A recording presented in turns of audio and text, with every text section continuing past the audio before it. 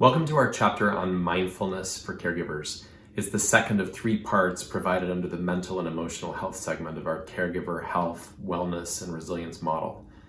You'll remember our wheel shown here and the segment dedicated to mental and emotional health.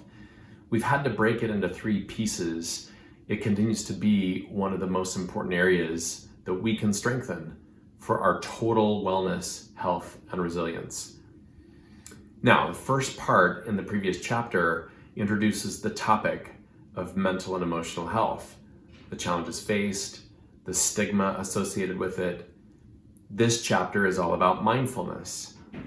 That word, mindfulness, is growing in popularity and in practice.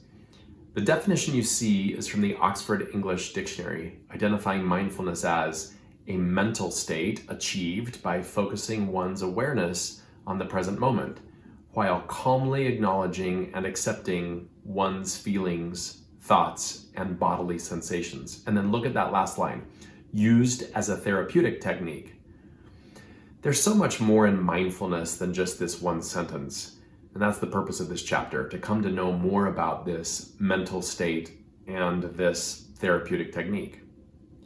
One interesting insight I found as we were preparing the content for this section was how the usage of the word mindfulness has changed and grown over time.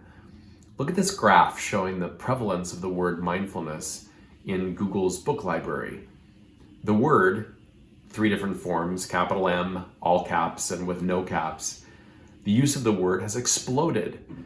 Back in the 1960s and today, as well as the entire concept and practice, not just the word. You hear about mindfulness in a lot of different places.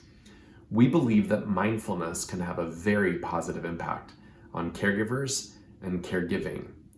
To explore this in this chapter, I've recruited my sister-in-law, Kimberly Beecher, who's a mindfulness instructor and coach. She's taught mindfulness to people all over the country through online classes and private coaching.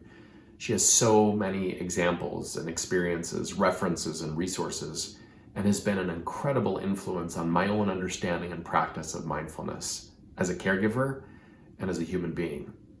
Kim is both. She's a remarkable human being and a caregiver, and she shares in this accompanying mindfulness video and a guided audio recording the basic principles and practices that will help you right away. And then we'll learn how to build on many of those basic principles in the chapter following this.